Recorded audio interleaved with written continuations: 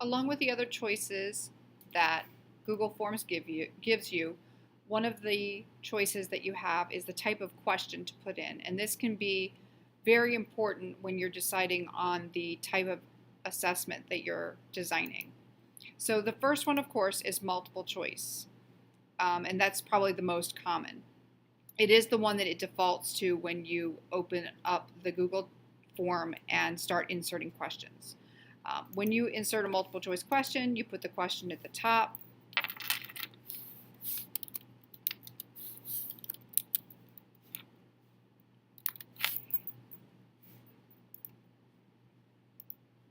And then you ask for options. And then you simply type in the different options and then start adding, click on add options.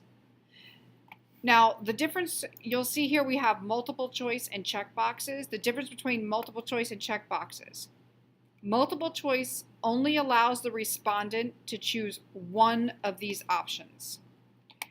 Checkboxes allows the respondent to choose more than one. So your question could say something along the lines of choose all that apply, whereas multiple choice, you cannot do that. There's also a drop-down menu, so the students would drop down the box and then select the right choice. It's just like these three. There's a file upload feature as well. So this lets respondents upload files to the drive. So let's say that they're maybe recording a music file and then they upload it into the form, something like that. There's a linear scale where this is good for like opinion questions. How much did you like this book? And one could be very little or not at all. And then the number 5 could be I liked it a lot.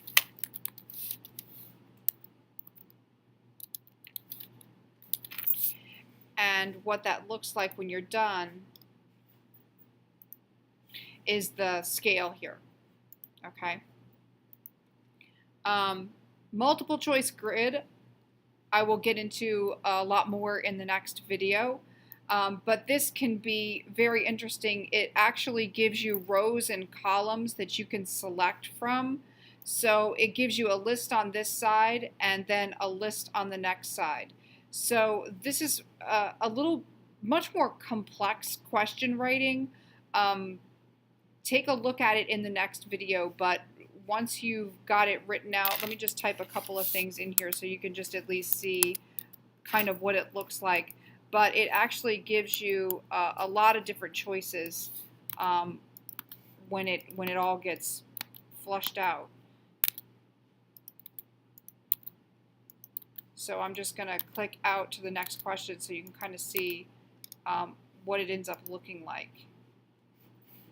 I'm going to go to the view.